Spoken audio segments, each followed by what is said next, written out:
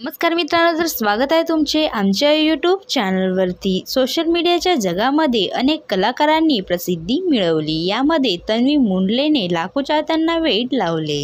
तर आजच्या व्हिडिओमध्ये तन्वी मुंडलेचा संपूर्ण जीवन प्रवास जाणून घेणार आहोत, म्हणून व्हिडिओला शेवटपर्यंत नक्की पाहावा। तुम्ही चॅनलवरती नवीन असाल तर तुम्ही आमच्या यूट्यूब चॅनलला सबस्क्राइब नक्की करा। तिचे खरे नाव तन्वी मुंडले असे आहे। तन्वीचा जन्म 9 मार्च 1997 ला कुंडाळ, सिंधुदुर्ग येथे झाला।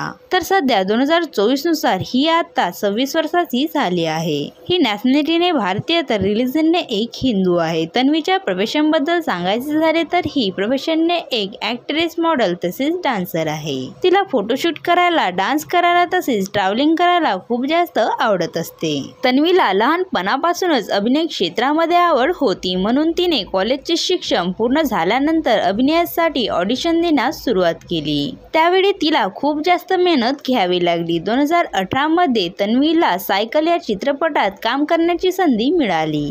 यामध्ये तिने नाथांच्या बायकोचे अभिनय साकारले होते, ज्याने प्रेक्षकांवर छाप सोडली। 2021 मध्ये तिने कलरफुल मध्ये काम केले। यातील तिची भूमिका लोकांना खूप जास्त आवडू लागली। त्यानंतर तिने टीव्ही मालिकांमध्ये काम केले।